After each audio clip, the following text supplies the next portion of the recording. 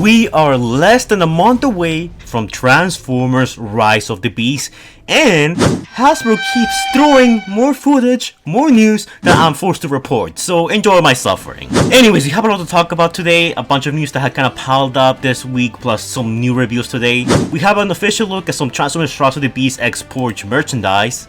It's just, clothing, accessories, and stuff like that. I mean, not my kind of thing, but if it's something you're into, that's good. You also have plenty of Rise of the Beast, merchandise in forms of costumes, of the characters, a few, new t-shirts revealed here and there, and it looks like the marketing is finally doing its job. We also have the official runtime for Rise of the Beast finally revealed. The official runtime is confirmed to be 1 hour and 57 minutes, not including the credits. This sort of makes this movie the shortest Transformers movie to date, and I mean Transformers movie as in plural, not just a spin-off like Bumblebee. And some people have been disappointed by that, some others have been praising it. Personally, I don't exactly mind. It's still like near the 2-hour runtime, and also a big criticism of the Bay movies was that there was a lot of scenes that could have just been cut, and nothing of value would have been lost. I think the Romeo and Juliet scene from Age of Extinction is a perfect example of that. But again, this all depends on how well they use their time for this movie. Are they gonna fill us with, human garbage that we don't care about, or are they gonna give us a lot of robot screen time? It's probably gonna be the latter, so, we can't exactly judge this and say this is a good thing or a bad thing just yet. We're gonna have to be patient and wait and see. But speaking of the runtime, tickets for Rise of the Beast are officially available now. You can actually get them from Fandango and other places. I'm actually going to get my tickets after I'm done with this recording. And something else I want to add, movie tickets are expensive, so I'm planning to invite my whole family to watch the movie. So it's like 4 tickets, so around $80. So if someone wants to donate to the Get Fire and his family tickets for Rise of the Beast charity, the Patreon's always available, or on Friday you can just donate some super chats to me. That would be much appreciated. We also got in some brand new posters for Rise of the Beast, and I think in total with these posters, Rise of the Beast is probably the Transformers movie with the most posters out of all the other movies. I don't think I'm wrong on that one. We have one of Optimus Prime versus Scourge, we have one of Primal versus Scorponok, we have one of Wheeljack in his quote-unquote stealth force mode, we have one of RC and Wheeljack, and then we have one of Mirage doing his, hologram thing, and then we have one of Bumblebee fighting Nightmare, who, interestingly enough, she's covered by this weird purple electricity. Maybe this is an indication of her power or something that she's gonna be able to do in the movie, because remember, I did say from the beginning that the Predacons each are gonna have some kind of power. Scourge has fire, Battletrap is supposedly, he has some monstrous strength and stuff like that, and Nightmare is able to fly and probably gonna have something else. And if she doesn't having something like that in the movie, I just wanna say I called it again. Just add that to my scoreboard of things I got right. Besides that, we have this poster right here that just got released like an hour ago, where it's just, the whole Autobot and Maximo cast together. And honestly, this is probably the first and only time where Optimus Prime's arm cannon actually looked good. I'd much rather him have his blaster from the movie, but this is the only time where I would say his hand cannon actually looks good. If only it looked like this in the movie, I wouldn't complain as much. Also, Transformers Force to Fight is coming back. Apparently by Netflix, they have apparently brought the game back from the dead. So, I don't know if we're gonna be getting new content for it, especially for Rise of the Beast and stuff, but, it's back, so for those of you who really like that game, well, this should be great news for you guys to hear. We also have some new footage I want to talk about very quickly, because a lot of it is very interesting, and it reviews some things, but I need to issue a warning for some of you guys. So, on May 16, there's gonna be a fan stream for Transformers, and people say, according to Silver Optimus from the TF2005 website, he's a very reliable source. He usually gets these things right a lot of the time. If he says something, you can bet it's gonna be true. He said that on this stream, you need to be wary of spoilers, because on May 16, it's very likely that the whole movie is gonna be spoiled for us. Because not only are we getting the live stream and it's set to drop some very spoiler heavy stuff, but it's also around the time where the Transformers, visual storybooks that we talked about about a year ago are gonna be released. Now, and these storybooks are gonna cover sections of the movie, like the whole part of the museum, and you know the parts that take place in Peru.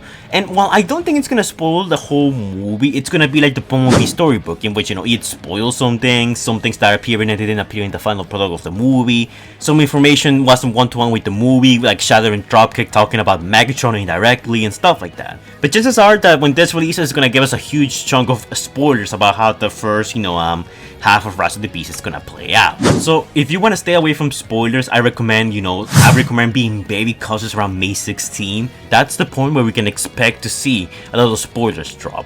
Will I be covering them? I think so, maybe. Don't worry, I'm gonna put a spoiler warning at the start of my videos when I talk about spoiler stuff. I know some of you guys are very, touchy about that. Don't you worry.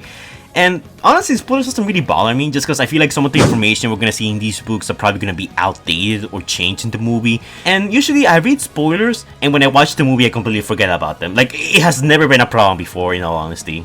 But yeah, that's your friendly neighborhood warning. Now let's talk about the big things, and that's basically trailer number 3.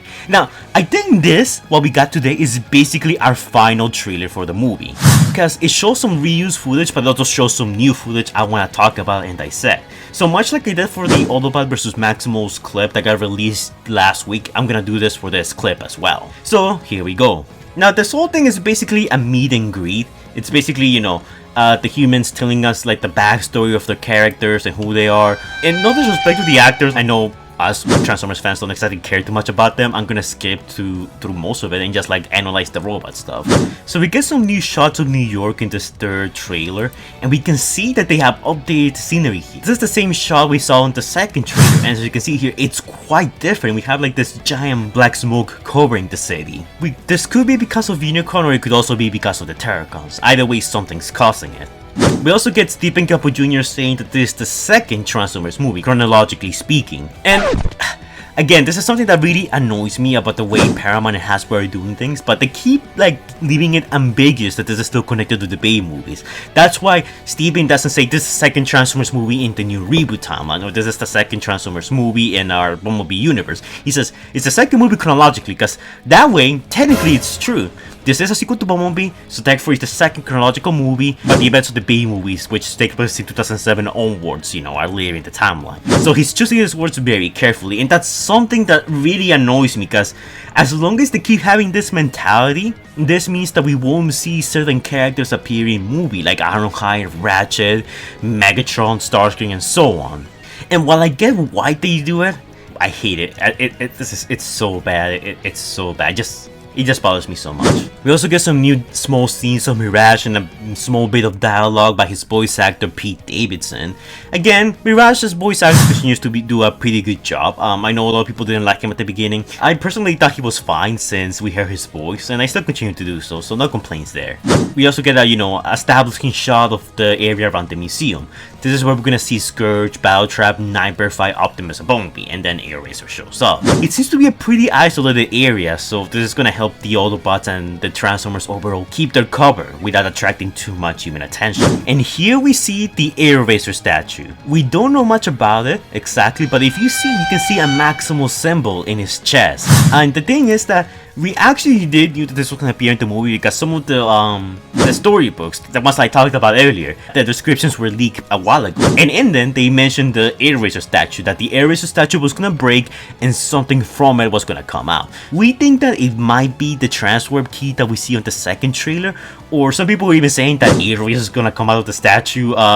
I'm not sure about that one, but yeah, it's just, a common theory that we have at the moment. In here, we also have our first meeting between Noah and Elena, and we can see that she's holding the Transwarp key, the thing that she was analyzing in the second trailer. So by this point, it has already been activated. You can see it's glowing, and it looks like she's pointing it like a dagger or something. It's kind of interesting. Now, I could be looking too much into this, but to me, it looks like they have updated the scene, the one where Bumblebee is getting basically destroyed by Scourge with lightning. Like, the scene here looks slightly different than the one we saw in trailer 2. It looks like it has been polished a bit more. Unfortunately, I can't exactly say the same about the scene where Bumblebee gets impaled by Scourge's sword.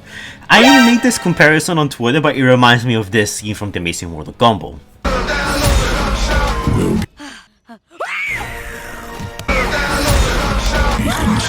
I think this shot looked way better the first time around. The way they redone it, it looks worse in all honesty. I have to be honest. I'm not gonna sugarcoat it. Also, something else I found very interesting. This scene that we saw a while back, where the Autobots first meet the Maximals, it's slightly modified. If you can see here, the color correction of this looks very different. Like the colors here are a bit more, I guess they blend in with the environment better than what we saw in the clip from a few days ago. That's very interesting. And also, something else I want to note, and I'm not sure if there's a problem with just the YouTube video that they showcase here, or if there's a problem with the movie itself. There's a lot of artifacting going around. I don't know if people have noticed this, but in the second trailer, it stood out to me when we saw that scene, that close-up shot at RC's face.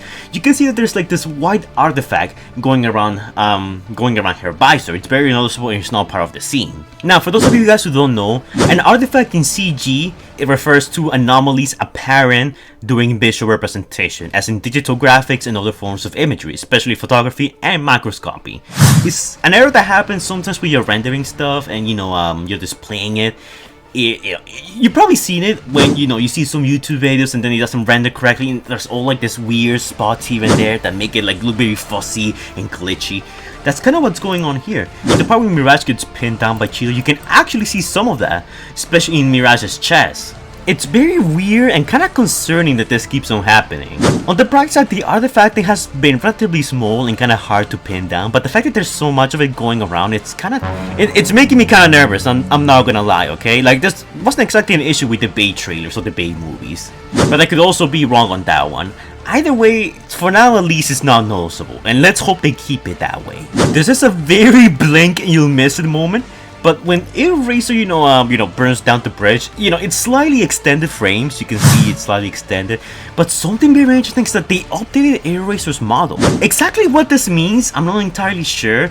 My guess is that there's something going on with Eraser in the movie that the trailers are purposely, keeping hidden. Much like how in the last night, all of the trailers, kept Optimus with the purple eyes, and in the movie, it turned out he had regular blue eyes.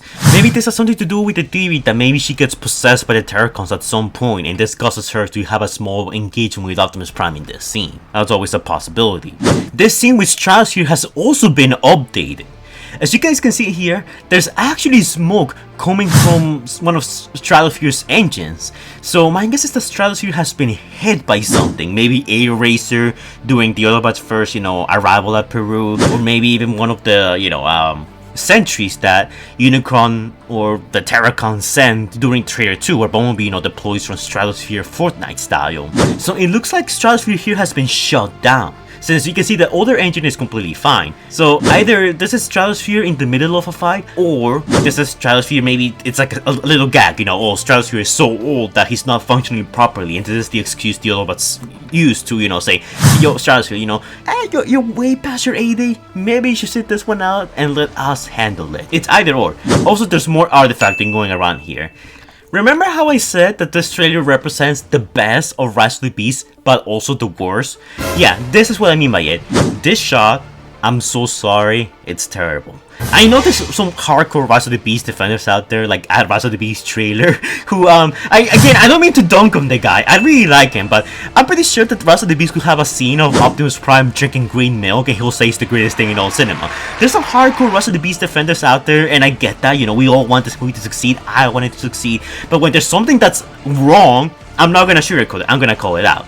In this scene, we see Battletrap charging into battle. And my guess is that this scene has been redone from the first trailer. In the first trailer, Battletrap is gonna lead into charge, and we could see Nightbird flying right next to it. It looks like that whole scenery, like the volcano showdown that we saw in the first trailer, has been completely redone. Because now, it looks like this scene will not happen, and now what's gonna happen instead is that Nightbird is gonna be flying on the side, as you can see here on the background. So that scene has been completely cut, and this is what we're gonna be getting for the final battle. And here we also get a closer look at the Predacon army, or the Freezer army, whatever you wanna call them. So we get a good look at some of them. Again, I wanna say I'm very impressed by the amount of character models we see here. Almost all of them look very distinct, with different proportions and body parts and stuff like that.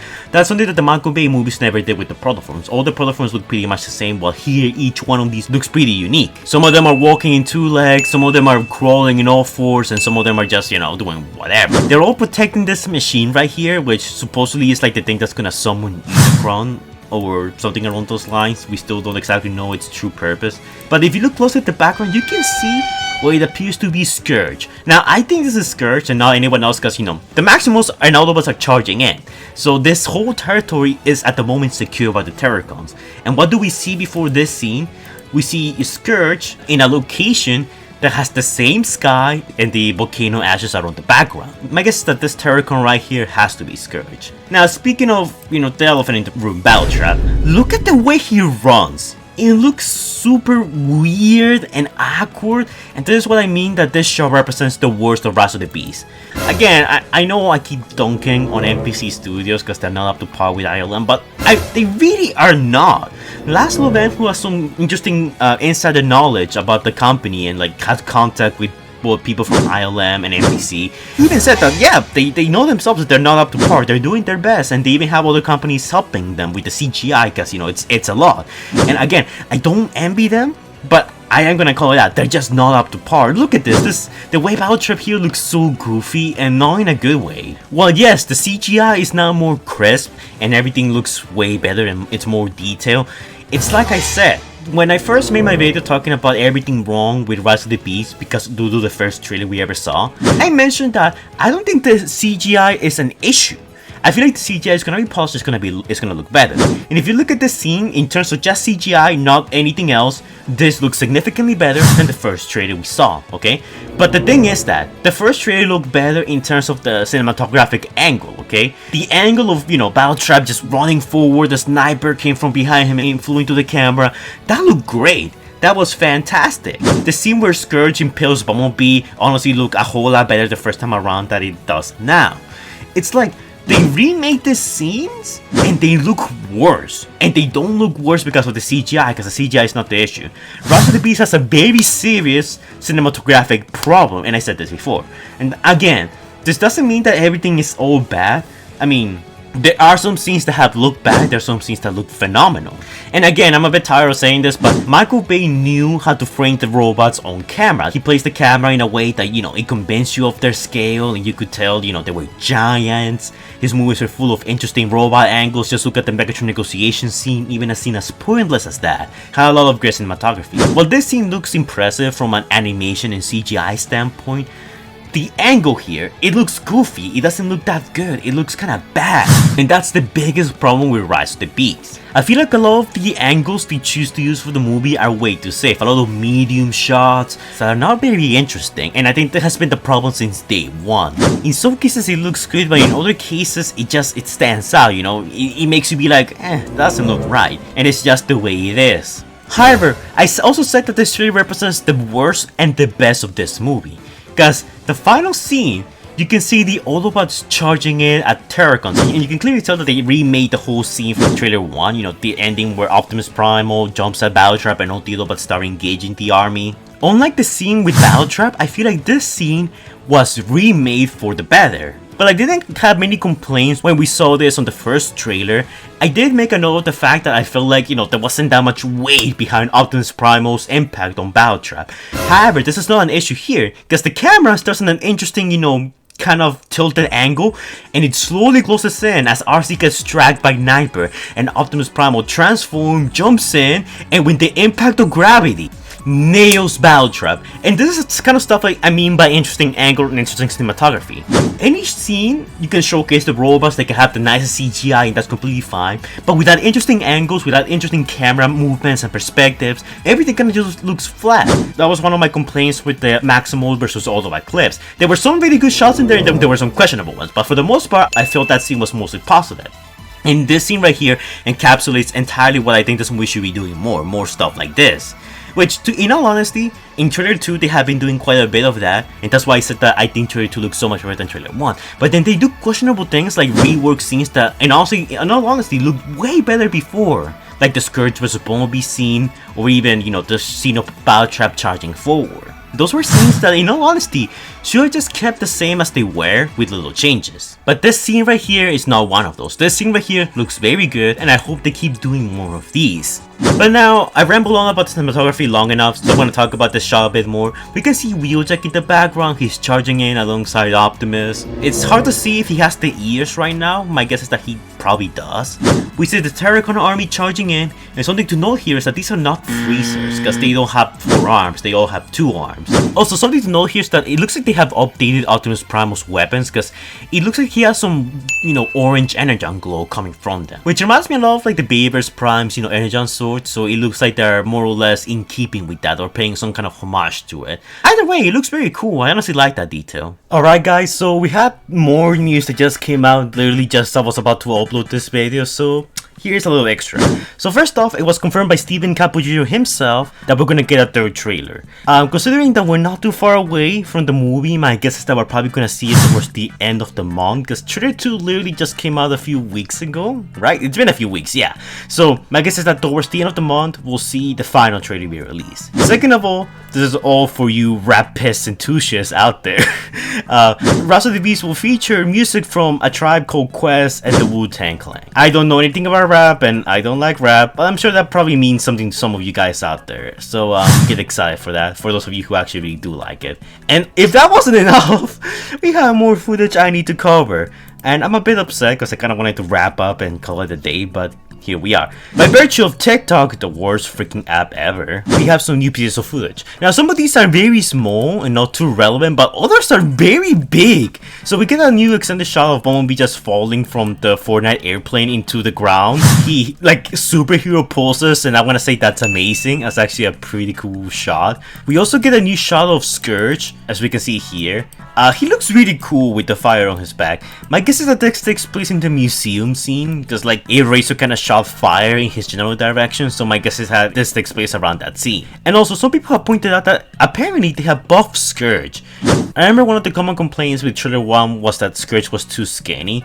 Well, if you take a close look at him here, at least from what little we can see, he looks more buff. Like, I feel like his chest is generally just, more bulkier. His hips are still very tiny. But, I mean, besides that, I feel like they really buffed him up, and a lot of people feel that way too.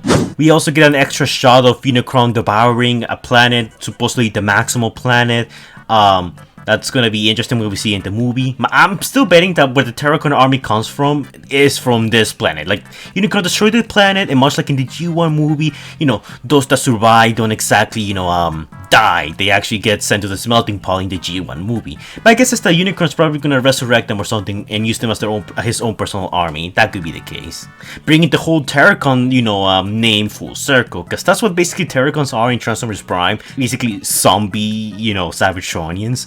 So if they do something like that for this movie, that would be pretty cool. And arguably the highlight of this will be Scorponok. And just before he emerges, we can see Bumblebee in the background. So this probably takes place not too long after his Fortnite dropping from the Stratosphere battle bus. Scorponok here emerges in a scene that's very reminiscent to Revenge of the Fallen, where the Decepticon Scorponok was assaulting Jetfire. In this one, Scorponok emerges and attacks Optimus Primal, who's seemingly in robot mode or even vehicle mode, it's hard to tell. We get arguably our best look at Scorponok. He looks really, really cool. And that's pretty much about it. Not much to talk about, but the appearance of Scorponok was really great, and I'm glad that the Predacons are finally getting representation in the marketing. Now, if we could see anything else other than Scorponoks, that would be great. But yeah guys, that's pretty much all we have for Rise of the Beast at the moment. I'm not even mad anymore. We have more Rise of the Beast news, guys. So, a new TV spot with a lot of new footage has just leaked. So, let's break it down, shall we? Literally too tired to edit, so I'm just gonna play with the video. But the trailer is just like any other, Optimus Prime pointing forward. Interestingly enough, this is using outdated footage, just we don't see Pablo or Rhinox behind him. But then guess what? We get Scourge! This is doing like the Peruvian highway chase scene, when we see Nightbird, Mirage, and all those guys. Like, the mountains, the mountain roads. And in here we can see that Optimus is fighting Scourge. Meaning that when Optimus was pointing his gun, all the way back in those trailers, he was pointing it at Scourge. We also get Scourge transforming here, and I have to say, his transformation here looks pretty sick. I kind of wish we got a closer look at it instead of, through some camera trickery, kind of just skip most of it. But either way, it's still really cool, and he like knocks Optimus Prime over the mountain. We get a close-up shot of Scourge and the Predacons, coming out the water. I think this is brand new, slightly extended frames.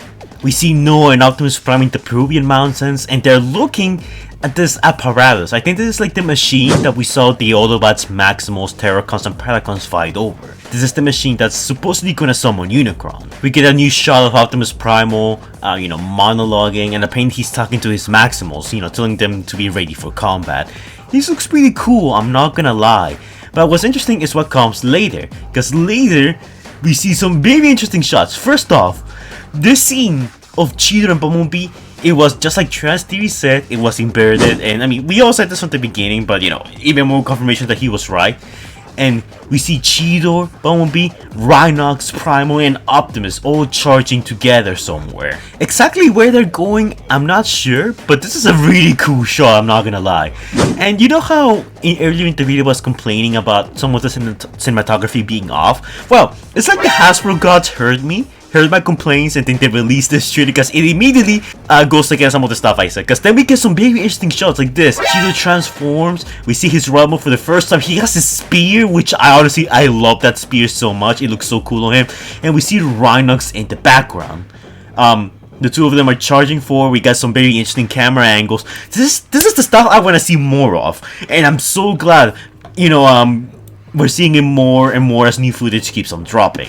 And the last of our new shots is this one of Optimus Prime being sucked into the sky, apparently, because you can see everything just going up. Everything's like going up in direction. And since we know that Unicron might make an appearance in the battlefield towards the end of the film, this could probably mean that Unicron actually gets summoned or partially summoned, and he's trying to kind of clear the area of any Maximals or Autobots that are trying to stop him.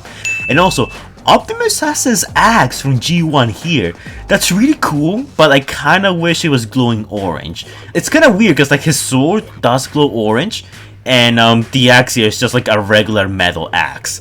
Maybe they're still working on the CGI for that, and once we see it in the actual movie, it's fully gonna glow. We'll see.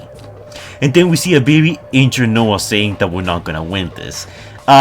It's pretty rare to see a human character severely injured. I think the last time this has ever happened was in Revenge of the Fallen, where Sam literally died for a few seconds.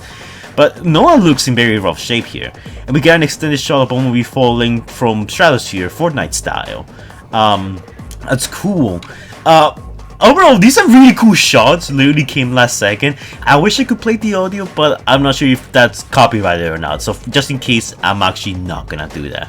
But yeah, let me know what you guys think of these. They don't exactly tell us much aside for some minor details like, Prime's axe, Cheetor in fact having his spear in the movie, which I guess that means that Rhinox having the Warhammer also got confirmed. And a few extended / new shots here and there. Overall, pretty cool, and I wish to see more of this. Now Hasbro, for the love of God, do not release anything else so I can go to sleep. My guess is that as the day goes on and the week goes on, we're probably gonna get more news. If we keep getting more new footage, I'll do more videos breaking them down and talking about them. Remember, on May 16, we're gonna get that live stream, and that's gonna spoil a lot of things for the movie. So if I do a video that covers the spoilers, I'm gonna put a spoiler warning at the beginning of all my videos, just letting you know, okay? And when I talk about something that's not spoiler heavy, don't worry, I'm just simply not gonna have it. So yeah, just so we're all clear, just because I know a lot of people, don't want spoilers, and that's completely fine. But yeah, guys, that's it for this video. Let me know in the comments down below what you guys thought about this new trailer footage reveal. It's basically a trailer, they're just not calling it a trailer. It's 1 minute and 41 seconds. It is a trailer. I had some really positive things to say about it, but I also had a lot of negative things to say about it. I feel like as the days goes on and as we're getting closer to the date of release, I keep being proven right with a lot of my predictions, and I said so since day one. I don't think this movie, the CGI is gonna be an issue. I think NPC will be able to at least do the bare minimum, and it will look decent or good to the point that, it's not really an issue. The real issue is the cinematography, and I got that since trailer 1, and it looks like that's still being an issue even through the final days of the movie. And I don't think they're gonna change this, because, well, it's already kind of too late. You know, I don't think there's much they're gonna change. The movie's literally less than a month away. So, what we see is what we get. But who knows, maybe the movie will surprise us, and maybe, you know, these are just some small bad shots they chose for the movie. We'll have to wait and see, but I hope it's just that. I genuinely hope it's just that. But yeah, that's it for this video, guys. As always, don't forget to like, comment, and subscribe. Do all that annoying YouTuber stuff that the algorithm likes. And I will see you guys in the next video. Stay safe, guys. Anyways, guys, before we go, shout out to our super high IQ patrons: Predacon Hunter Plays, Scrub Lordo, Omega Tryon 2006, Stitch Productions, Xavier the God, Anders Gears, finally he changed his name, Optination Review, James Newbold, DJ Universe, Tristan Curry, Still, Spark Studio, Super Sailor Formers Hedgehog, Cuber Night Gaming, and oh my god, Rich Cracker 64 Studios Productions, Crazy Treks, and King Sparta. And our two newest patrons, Legend of Swoop and the Autobot Side of J. And an even bigger shout out to our even bigger patrons, Jordan the Great and Ignore23, who donated a amount of money. I leave you guys to figure out how much. And if you guys want to shout out yourself, all you gotta do is donate to my Patreon. By donating to my Patreon, you get quite a few rewards. You get access to some exclusive artwork that I'm working on, catch some early access at some betas that are not public yet, request your own videos, or even do collabs with me. In some cases, you can even request some artwork, if I'm not busy enough. Constantly updating the Patreon with content that I haven't made public yet, so if you want more awesome content like Wasted Potential, Power Level series, Kill Count series, that kind of stuff, Patreon is the best place to catch a glimpse at my work. But keep in mind that it's entirely optional, because freedom is the right of all sentient beings. Thank you to all my patrons for donating, it's much appreciated. A lot of them had channels of their own, Twitter accounts, Discord pages. Make sure to go check out their links and give them some support. They can use all the help they can get. Thank you guys for donating, it's much appreciated. And I'll be seeing you guys in the next video. Stay safe, guys.